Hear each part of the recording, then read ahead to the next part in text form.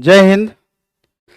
बिहार में अभी एक प्रमुख वैकेंसी में से एक बिहार एसएससी +2 लेवल की वैकेंसी 9 साल बाद आई है।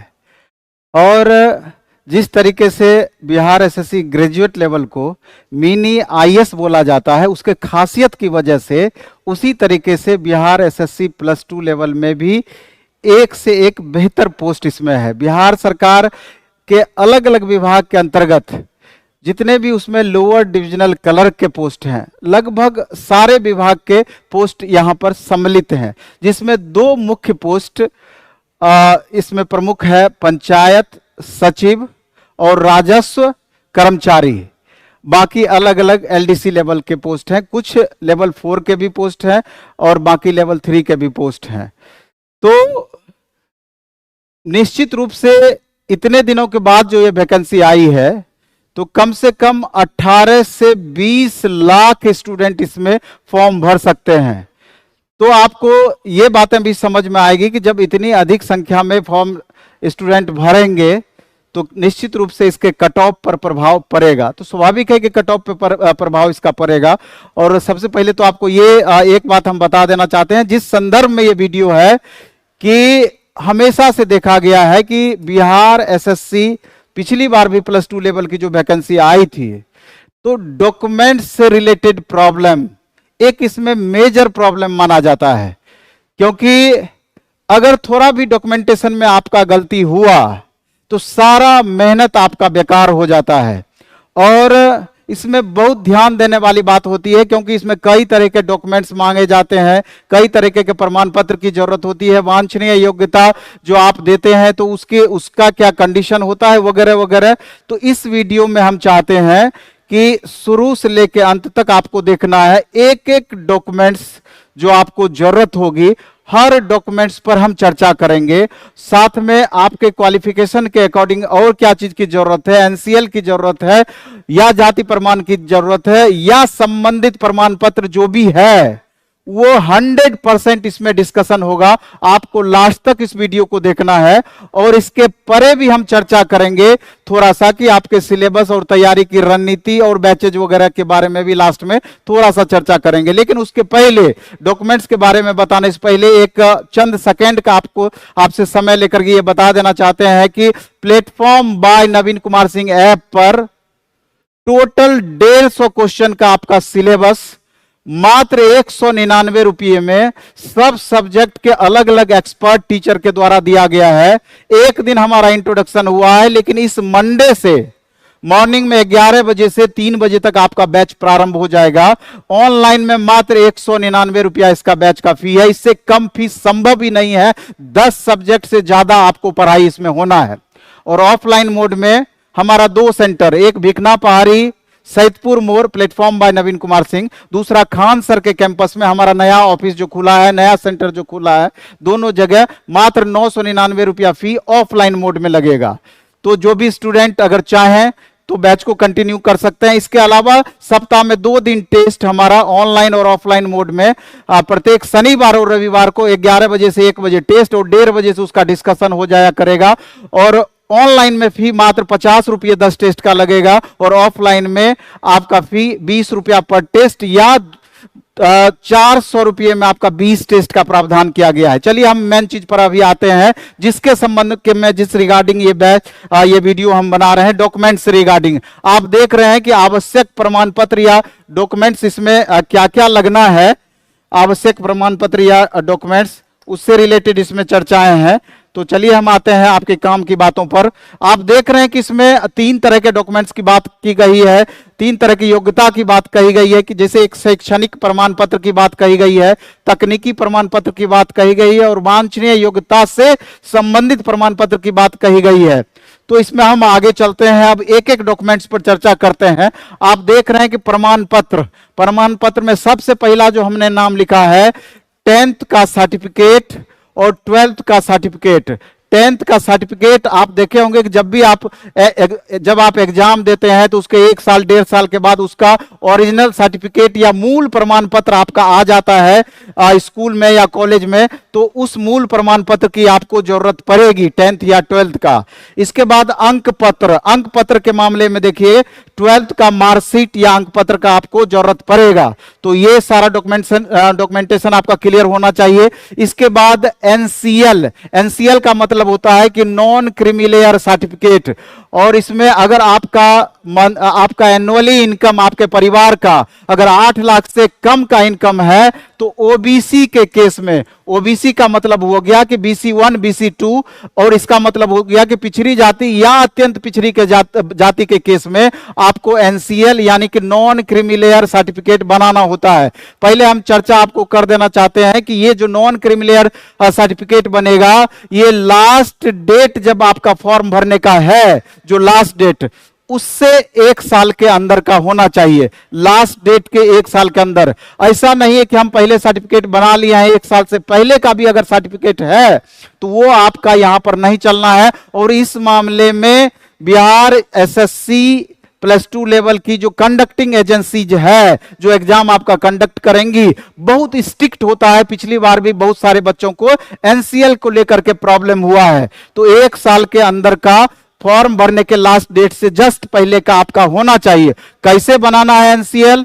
तो जैसा कि हम बताए कि बीसी ईबीसी के केस में आपका ये बनेगा, और एसडीओ लेवल तक का आपका ये बनेगा। लेकिन एसडीओ लेवल तक का बनाने के प्रोसेस से पहले आपको क्या करना होता है इसके प्रोसेस में, कि ब्लॉक लेवल से पहले आपको जाति प्रमाण पत्र बनाना होगा, ब्लॉक लेवल से आवासीय प्रमाण पत्र बनाना होगा, आय प्रमाण पत्र बनाना होगा। जब ये तीनों प्रमाण पत्र आपका बन जाएगा, तो इस तीनों प्रमाण पत्र को बनाने में आपको 10 से 15 दिन का लगभग समय लगेगा, और इसके लिए आपको ऑनलाइन अप्लाई करना पड़ता है। और जब ये आपका बन जाएगा तब एनसीएल के लिए आपको अप्लाई करना पड़ेगा, और लगभग 21 वर्किंग डे का एनसीएल बनने में समय लिया जाता है। आप एक बात पर गौर करेंगे कि अभी जो फॉर्म भरने का डेट दिया गया है आपका बिहार एसएससी +2 लेवल का, और इसका अंतिम तिथि जो दिया गया है नोटिफिकेशन का, लगभग 1.5 महीने का गैप है। तो इतना लंबा समय इसलिए भी दिया गया है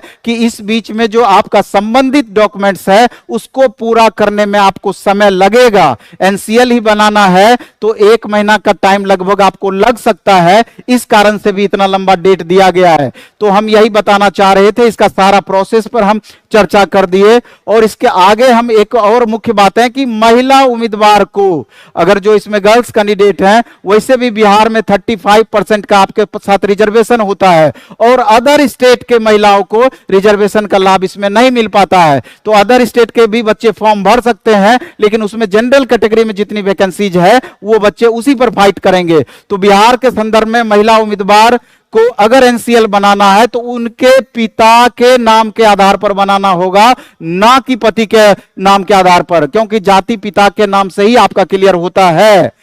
इसके अलावा महिला उम्मीदवार के अलावा जो ईडब्ल्यूएस प्रमाण पत्र बनाना होता है, उसके लिए आपको ईडब्ल्यूएस कैंडिडेट के लिए फाइनेंशियल ईयर 2022-23 का ईडब्ल्यूएस सर्टिफिकेट बनाना होगा, इस बात को याद रखना है। और एससी एसटी के केस में आपको जाति प्रमाण पत्र बनाना होगा, एससी एसटी के केस में।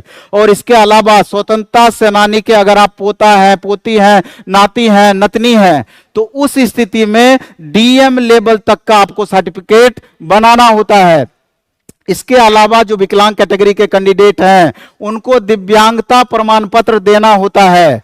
इसके अलावा आवेदन से पहले उपरोक्त डॉक्यूमेंट्स को आपको पूरा करना होगा, उसके बाद ही आपको फॉर्म फिलअप करना है। इसके अलावा जो कुछ कंडीशंस हैं, अभ्यर्थी ऑनलाइन आवेदन भरने के दौरान अपने नाम, यहां गौर करना है कि अब जो भी अभ्यर्थी ऑनलाइन आवेदन करेंगे तो अभ्यर्थी ऑनलाइन फॉर्म भरने के दौरान अपना नाम, पिता का नाम, पता, लिंग मतलब कैटेगरी, लिंग फीमेल है कि मेल है, जन्म तिथि, इसके अलावा आरक्षण की कोटि, इसके अलावा दिव्यांगता प्रमाण पत्र, इसके अलावा अन्य प्रमाण पत्र की संख्या जो आपको अंकित करनी होती है वो भरने के समय पूर्ण सतर्कता बरतें, क्योंकि किसी भी परिस्थिति में ऑनलाइन सबमिट करने के पश्चात इसमें सुधार की गुंजाइश आपकी नहीं रह जाएगी।